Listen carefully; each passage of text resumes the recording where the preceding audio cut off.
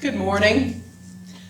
I'm Ruth Van Lillian, the minister of this congregation, and we'd like to welcome you to our online worship service at the Unitarian Universalist Congregation of Tuscaloosa. We are a covenantal community founded on love and a common devotion to our free faith. We recognize all the earth as sacred ground, and wherever we are physically this morning, we welcome each other into this virtual space. We especially welcome those visiting with us online this morning. We're so glad that you are with us. We invite you to connect with our congregation in the comments below, or via email, or phone, or Facebook. You will find the necessary information in the order of service link found below in the video description. We would like to include you and your family in our Easter online service. So, we're asking everyone to take your smartphone and take pictures and videos of you and your family, anything that feels like Easter or springtime or just good old-fashioned fun. So, dye eggs, bake cookies, go out to your flower garden, sit together at home, take pictures, take videos, and send them to us. We will send out a follow-up Newsnet announcement with information about where to send those videos and pictures, and we're asking that you get them into us by Tuesday, April 7th, so that our wonderful technicians have time to put all of that together. Thanks. Good morning. I'm Melissa Barksdale, the lay service leader for today. There's a link in our order of service in the video description below, along with our other useful information. Our annual congregational meeting is scheduled for Sunday, April 26th, following the worship service. Current circumstances dictate that this will be an online meeting using Zoom. Please check your email for the meeting documents. Also, the board will host an informational session on Sunday, April 19th to answer any questions. Our church website and Facebook page have information about all our new online activities. Also, members and friends should read all Newsnet emails to stay updated on congregational matters. The prelude prepares us for the service.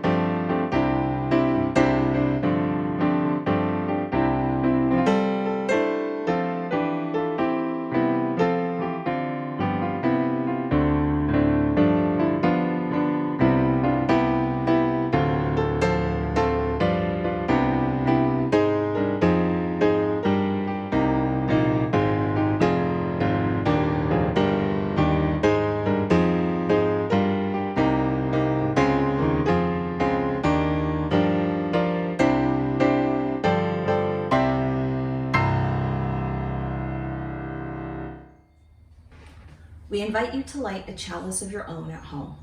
This might be a simple candle in a bowl or something more elaborate that you've made or purchased.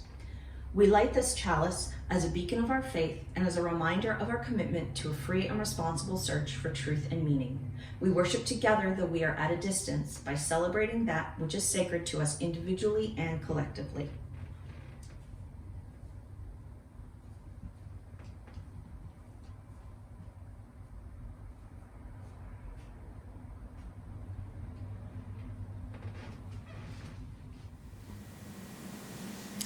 Our opening words are call and response. I invite you to respond at home. We are seekers of truth. We welcome you to come in out of the storms of your lives. We are seekers of truth. We invite you to set aside disillusionment and disappointment. We are seekers of truth. Let go of what is artificial and false. We are seekers of truth. Leave behind the seductions and deceptions. We are seekers of truth. Here, your minds and your hearts can be opened. We are seekers of truth. We search together responsibly for truth and meaning. We are seekers of truth. In the clear light of truth, we will find freedom. We are seekers of truth.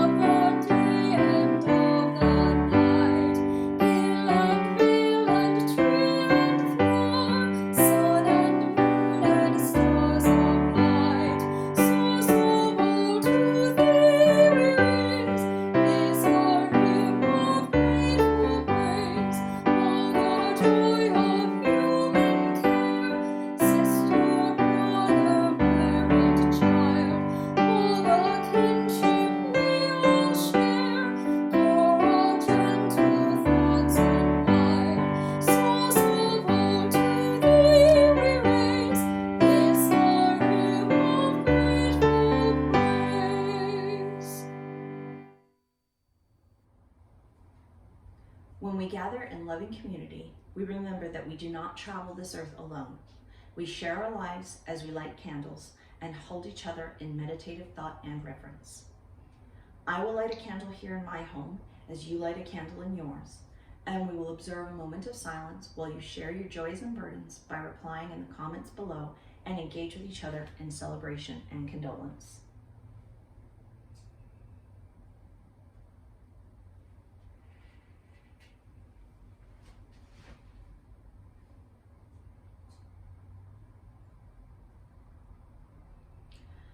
I will now light a final candle for all burdens and celebrations shared in our virtual space and those that went unspoken. May the warm light of these flames bring us peace.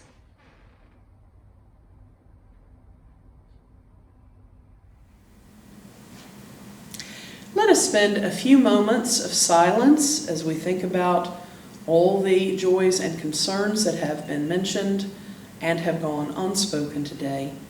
Then I will close us with a few words.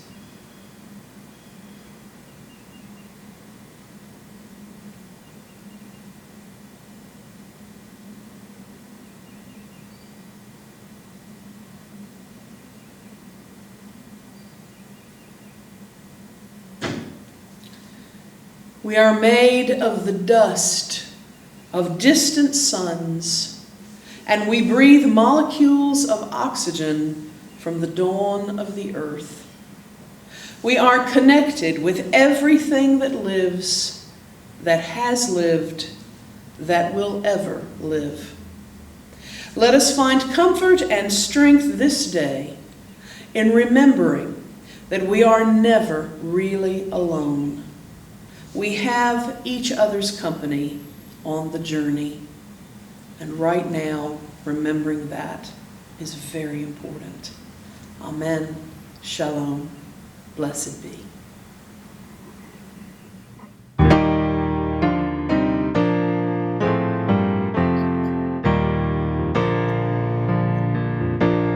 Comfort me,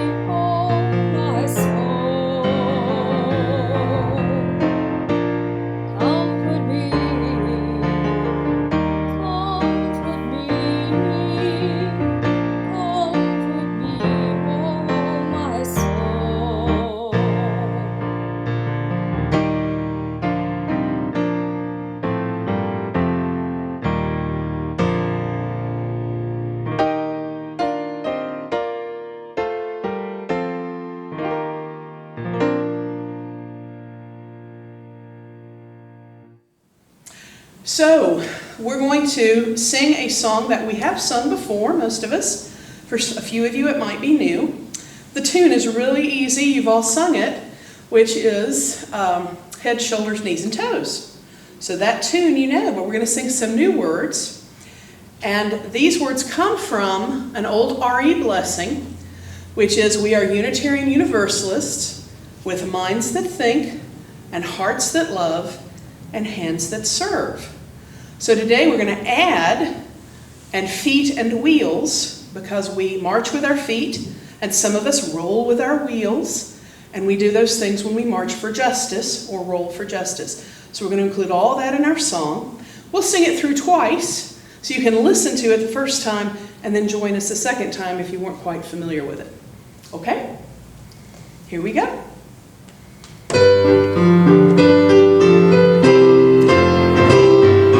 Minds, hearts, and hands and feet and rolling wheels. Minds, hearts, and hands and feet, rolling wheels. Minds that think, hearts that love, hands that serve, and feet and wheels. Minds, hearts, and hands and feet and rolling wheels. Minds, hearts, and hands and feet and rolling wheels. Minds, hearts, and hands and feet and rolling wheels. That think, hearts that love, hands that serve, and feet and wheels. Minds, hearts, and hands and feet and rolling wheels. Wonderful. It's time for this morning's offering.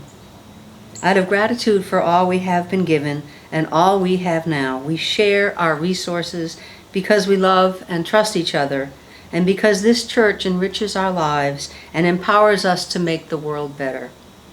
We rely upon each other, members and friends, and we appreciate the payment of pledges and the generous donations to support the legacy, vision, and work of this church community.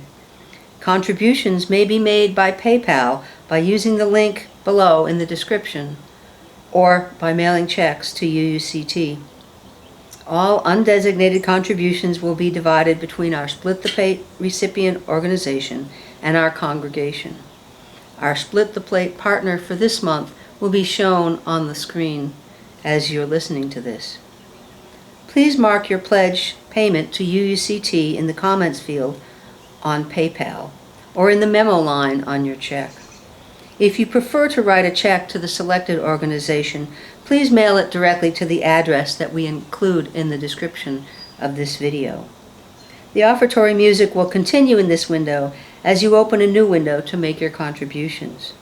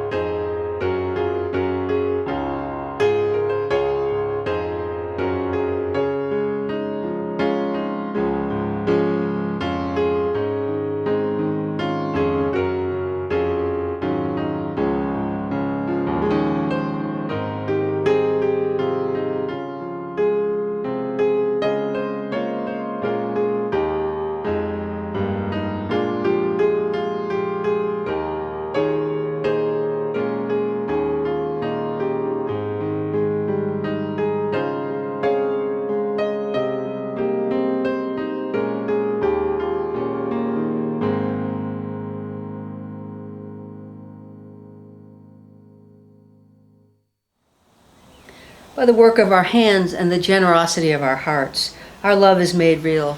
We thank you for these gifts.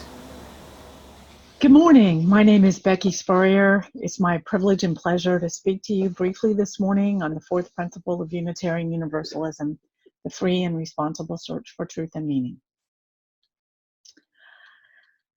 I am lying in a tiny twin-size bed by myself, feeling very alone in a little 8x8 wooden hut with the door left open to the fragrant island breezes. I am trying mightily to figure out how to get to sleep while listening to the snuffles and snorts of a Vietnamese pot-bellied pig named Charlie getting settled down for his night of rest on the welcome mat right outside of my screen door. I am sore, I am tired, I am sunburnt, and I am lonesome. I've spent half of my very long workday feeding, counting, chasing, and herding goats, and the other half packing goat cheese and washing down all the surfaces in a commercial dairy. I remind myself that this is what I wanted, and that this midlife adventure of mine is all part of my search for truth and meaning. I try to calm and comfort my solitary soul as I contemplate the fact that I am now living on the most remote chain of inhabited islands on the planet. That was me and my life 8 years ago. I was a full-time intern at Surfing Goat Dairy, living on the slopes of Haleakala, the beloved volcano that towers over the east side of the peanut-shaped island known as Maui. That was where that particular responsible search for truth and meaning landed me, spending a big chunk of my day getting yelled at, in German no less, and looking at the rear end of a lot of very pregnant goats. When April asked me several weeks ago if I would speak during the service about our fourth UU principle, the free and responsible search for truth and meaning, I was relieved it was only for 5 minutes. Okay, I can do that, I told her, but I still had no idea what I would be saying. I've spent the last many weeks pondering this particular principle. I've been an official card-carrying UU for more than 25 years, but I, like all of you, have been searching for truth and meaning much longer than that. I was raised in the Methodist tradition, but it was really what I would call United Methodist light. I was lucky enough to grow up with parents that taught me to always question, always, always, always. My parents raised me to be moral and honest and to strive for integrity. The message in our household was to do the right thing because it's the right thing to do. Even though we were taught to question, that didn't mean we got out of going to church. Our parents still wanted us to have a religious education experience, and I was a happy little Sunday school goer as a little kid. I proudly earned the Sunday school prize at the age of 4 for being the first in the class to learn and recite the Lord's Prayer. Competitive religion, that was something that spoke to me at a very early age.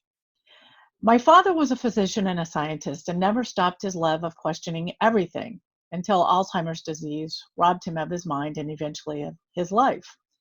And my mother, while herself the daughter of a Methodist minister and who still, at age 84, plays the piano every Sunday for the Methodist Church in the tiny Kansas community where she lives, thinks that Christianity is mostly about good manners.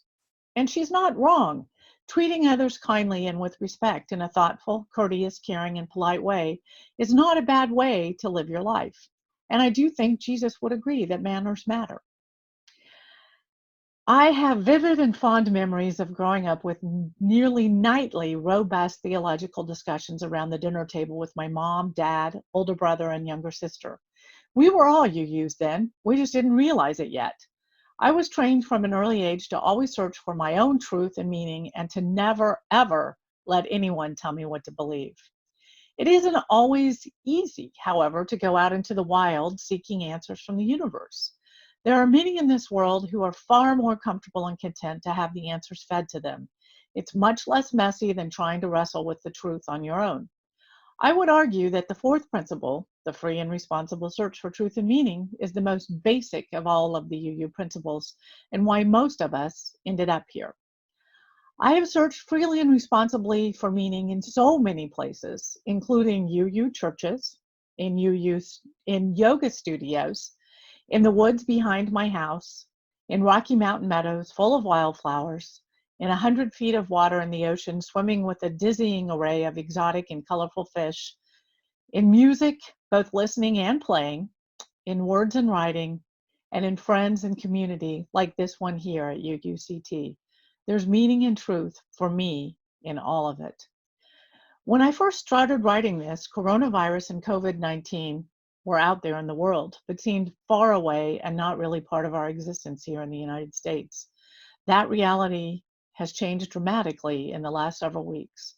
We are all struggling greatly to find whatever meaning we can find in this frightening and unpredictable time. even as UU introverts are seeking meaning through connection. On Monday, March 16, on a whim, I revitalized my blog that I had created when I was living and working in Maui, and I repurposed it into a platform for sharing haiku. I can write a haiku, and so can you. It has turned out to be a good form of self-expression and a way to stay connected to friends and family near and far. I have a lifelong friend from my junior high and high school orchestra days. We were both in the string bass section together for 5 years. His name is Chris, and he grew up to go to medical school and become an infectious disease specialist. He's now on the front lines of this pandemic. He texts me every few days to say that he reads the haiku post when he takes a break at the hospital, and he always asks me to keep on posting. And I will keep on, even if it's just for him. If you're interested in writing or sharing haiku with each other and with Chris, I will provide a link to a how to write haiku site and a link to my blog in the comments section below. Your photography to accompany your haiku is welcomed and encouraged too. We are all poets and artists. Try it. You might find some truth and meaning of your own. I was lucky enough to take a birding class in Ollie at UA this semester. The class finished right under the wire on March 11th, right before everything started shutting down. I've always enjoyed nature and wildlife, but I have an even greater appreciation of the Alabama woods now and have started carrying pocket binoculars with me every time I go out for a walk.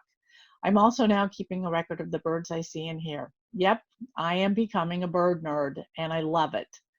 A longtime Texas friend who now lives in Wilmington, North Carolina, sent a haiku to me that I'd like to share here. This is what she wrote. Noticed on a walk, nature running as normal was such a relief. See, nature, haiku, and connection. I'm finding truth and meaning in all of it. I could go on and on about this, but I'm discovering that 5 minutes isn't nearly as long as I thought it was. We never stop searching for truth and meaning. It is indeed our responsibility to keep learning, to keep growing, and to keep seeking. And yes, because of this free and responsible search for truth and meaning, I found myself living at a goat dairy in paradise for 6 months, far away from my husband, my family, my friends, and my home. I'm happy to report that I learned a lot about goats and goat cheese, but I also learned a lot about myself. And I did find the truth and meaning I was searching for. After spending a long day wrangling goats, I would sit down with my laptop, a bowl of mac nuts, and a drink I invented called a podka, which was POG, a local blend of passion fruit juice, orange juice, and guava juice that I mixed with vodka, and I would write. As I mentioned, I started a blog while I was there, and I recently came upon an old post that I will close with. There's a quote at the end of the movie, Eat, Pray, Love, which pretty much sums up my own quest. Liz Gilbert says, in the end, I've come to believe in something I call the physics of the quest, a force in nature governed by laws as real as the laws of gravity. The rule of quest physics goes something like this. If you're brave enough to leave behind everything familiar and comforting, which can be anything from your house to bitter old resentments, and set out on a truth-seeking journey, either externally or internally, and if you are truly willing to regard everything that happens to you on that journey as a clue, and if you accept everyone you meet along the way as a teacher, and if you are prepared, most of all, to face and forgive some very difficult realities about yourself, then the truth will not be withheld from you. I think this quote says it better and more succinctly than I ever could. All I can add is that everyone I have met, including all of you, really has been a teacher to me, and I've been fortunate enough to have the time and the space to face some of my own very difficult realities. And I've learned to both trust myself and finally forgive myself for some of my own difficult realities. What a long and strange trip it has been searching for truth and meaning, and it's not over yet. Thank you for this opportunity. Enjoy the rest of your weekend. Hello everybody, my name is Kenna Powell and I am a student at the University of Alabama, and I'm talking to y'all today to talk about my reflection with the fourth principle, which is the free and responsible search for truth and meaning. So I think my journey with this pillar started around when I began to grasp the concept of death and the meaning behind it. I was about 8 years old. I was still sleeping with my parents at the time, but I had a little bit of a heroic twist with that embarrassing detail. So I would sleep on the end of the bed closest to the bathroom. And this was heroic because, in my mind, based off silly playground rumors, I believed that one night in the middle of the night a ghost would come out of the bathroom and take one of us. And it would probably be the person closest to the bathroom, just out of ease of process. So I wanted that person to be me. Not because I wanted to be taken by a ghost, in no way did I want to be taken by a ghost, but I thought me sacrificing myself for my parents and little sister was a very noble deed. I don't even think I told them that I did this, because I didn't want them to sacrifice themselves instead of me. So I found meaning, though there was fear, behind a pretend death at 8 years old. Now, I continued this strange little quirk for a while, then I moved to my own room, and I began to wonder not just the meaning behind death, but the meaning behind living. Because we put a lot of emphasis on the meaning behind death. When someone dies in a protest or a war, it affects a lot of people. But we don't talk about the meaning behind living unless you're some famous person doing noble deeds, very often at least. Did we have some divine purpose or mission as regular people? Why were we here? Who put us here? I remember asking my mom what she thought about this, and she said, a very simple answer, which I really liked, and it was that our brains simply aren't big enough and complex enough to understand such a difficult question. There's a Zen proverb that says, before enlightenment, chop wood, carry water. After enlightenment, chop wood, carry water. Whether you understand life or you don't, you still have to do the living. Most living things never even bother to ask these sorts of questions. They just carry on with the tasks at hand. So I entertained these thoughts for a while, and then I joined the Unitarian Universalist Church. I learned about a lot of philosophers and ideologies through the years. The meaning of life is that it ends. Now that's something probably written by Kafka. And it basically means our choices matter because they are finite. And I really enjoyed learning about that. It gave me a lot of purpose behind my actions. But then we also learned that Socrates said, the life that is unexamined, is not worth living. Now I liked that, but I also questioned it because I always thought that ignorance was bliss, and though it might not be ideal, if you're happy, does that make your life not worth living? I don't think so. So I began to understand that there might be multiple meanings behind it all. I think it would scare a lot of people if there were no meanings. I would be scared. I can't imagine believing you're made in a divine image, which I think all of us kind of believe at least, and finding out that you're just here for nothing. Now that's just awful. And I don't mean to say finding out because we really don't know. One of my favorites is in the 19th century, there were these people called logical positivists, and they asked 3 questions.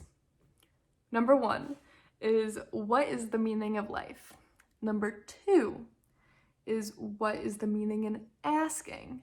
And number 3 was, if there are no objective values, then is life meaningless? They also pointed out that putting this in language messes up the question. As events and people can have meaning, it's meaningful to you whether the University of Alabama wins or loses a football game. Maybe. It's definitely meaningful to most people when they see someone that they like or someone that they don't like, or impactful events. And these sorts of events are a part of living. They happen inside of living. Therefore, the meaning isn't in life itself, but the meaning is in the living. Now, for me, this was a concept that my human mind could understand. So, thank you. Do you remember how old you were when you first came to the church? You were 1980, 15. You were 15. Okay. So you were a teenager when you started coming.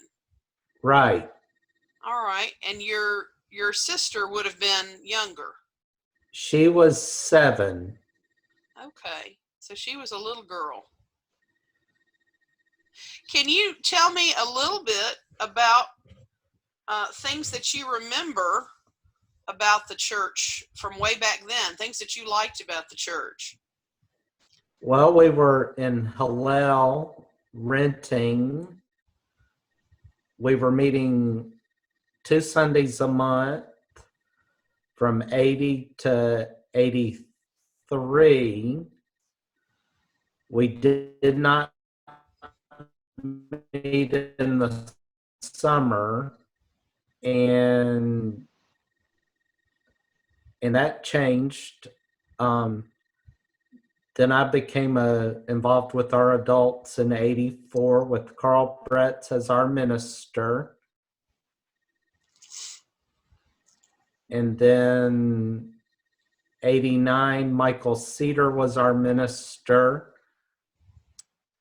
And we moved to our own building in 1992, and we've been there ever since. I did not know you were such a church historian, Bradley. That's good memory. I'm impressed. Do you remember fun things that you did at church? Were there other teenagers? Did you all do things together? There were a few. I was the oldest of the teens.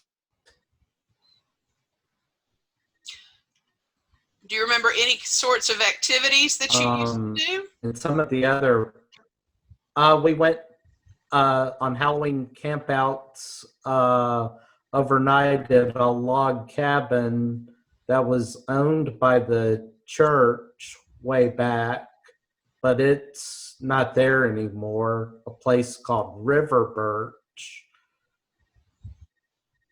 That sounds like fun. And my parents went there too. And a lot of the other adults with kids went too. Did y'all have a campfire and a cookout? Yes, we did. What's your favorite part of a cookout on a campfire? Roasting hot dogs and having picnic foods and such. Fun. So when you think about the church back then, a long time ago,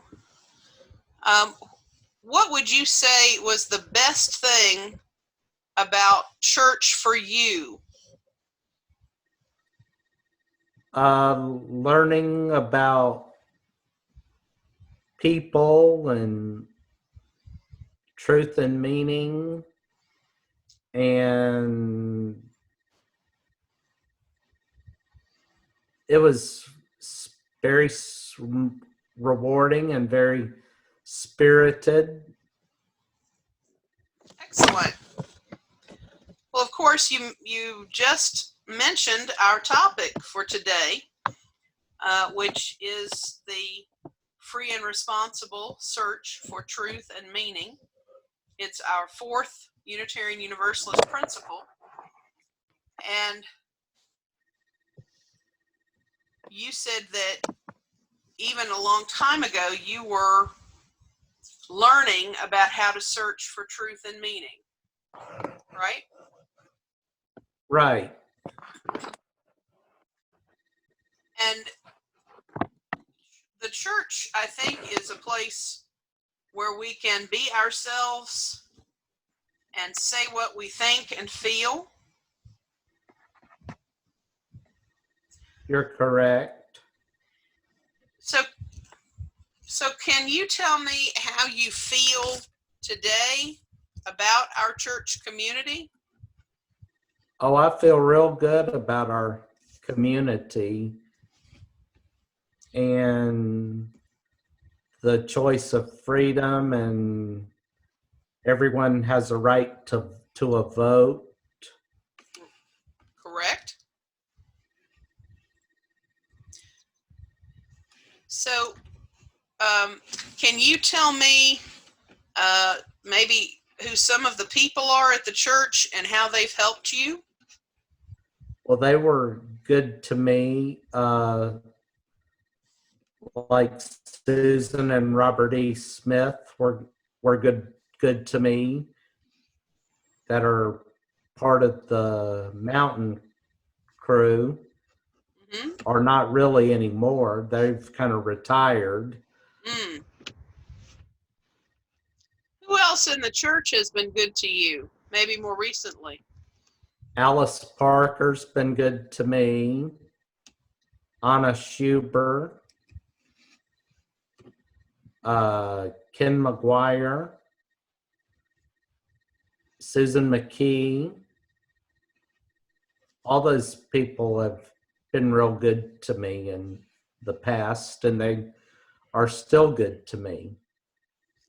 What kinds of things do your church friends tell you about being yourself?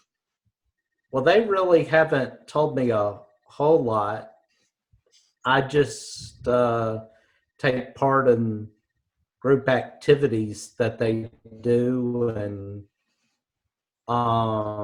whenever we have a social event. But the way that people treat you and speak to you tells you a lot about how they feel about you, right? Right. And so you feel like you can relax and be yourself. I can, yes. Mm-hmm. Is the church a place where you feel like you get meaning in your life? Yes, it does. Are there other places in your life where you feel like you are engaging and having a meaningful life? My work, Tell me about your work. well, I take care of the residents Where? Well, it used to be Brookdale, but now it's Affinity The Landing, changed names as of March 17th. Okay. What else do you do there? Well, I prepare drinks and beverages, and between shifts from after lunch to get ready for dinner,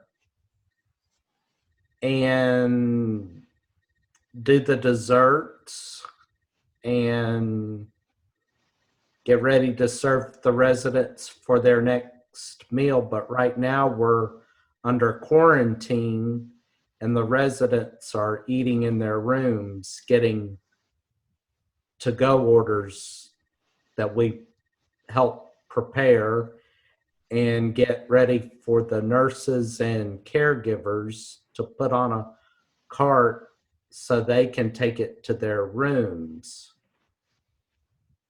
That sounds like important work, meaningful work. Yes. And do you think that it helps the residents to see your smiling face every time? Oh, yes, it does. So that's also meaningful. Right.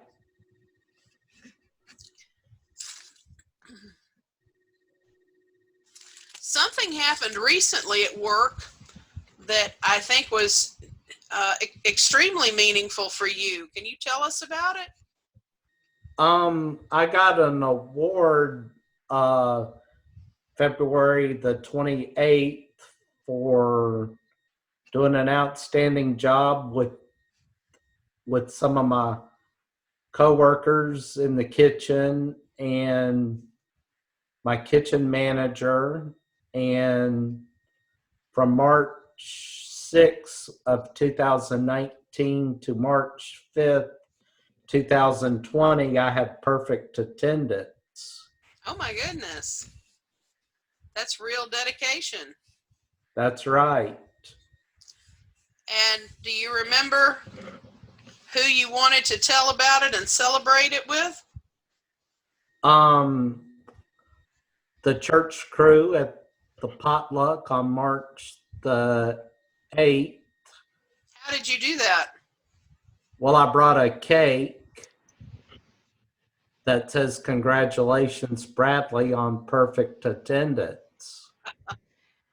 And you invited all of us to celebrate with you.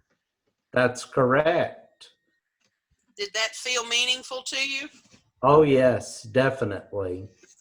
And do you think the members of the church were excited for you? Oh, yes. And do you think they liked your cake? Yes. Well, I remember that. I thought that was a lot of fun. Are there other things in your life that give you a sense of meaning? People or places? Knowing, I used to enjoy going to North Carolina to the mountain every so often. Right. And I know a few other UUs out of state as well. Mm-hmm. Do you talk with your parents about meaningful things? Not so much, but they know about my achievements and all. Yes, they do. Yes, they do.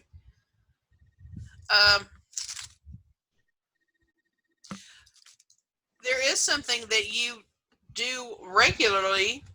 I know you're a big sports fan, right? Right.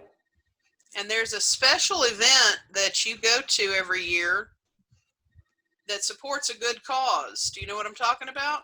Yeah, breast cancer awareness. Right. So can you tell us about the event that you go to? Well, that's women's athletics for Power of Pink to support breast cancer awareness Right. for gymnastics, softball, volleyball, and occasionally soccer and occasionally tennis. Okay. Do you know anyone who's had breast cancer? I did a long time ago, but she's survived it now. Good. And that made you want to support that cause, right? Right. Well, good for you. Good for you. Bradley, is there anything else you'd like to say about your search for truth and meaning? I think that covers it. Okay. Well, I have enjoyed talking with you.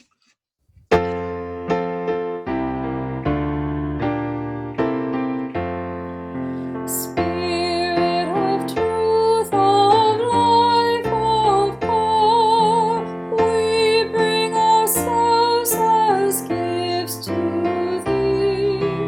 Open our hearts this sacred hour, in faith and hope and charity.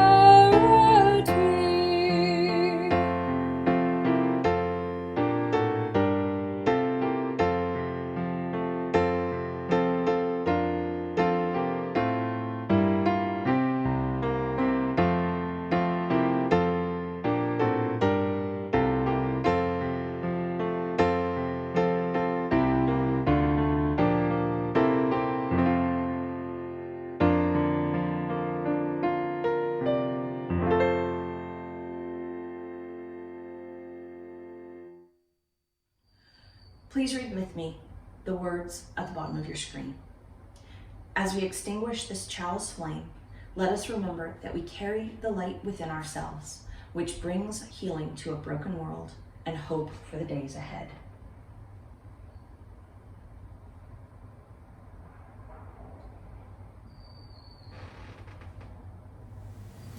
Siblings and kindred, we are each engaged in the free and responsible search for truth and meaning in this difficult time.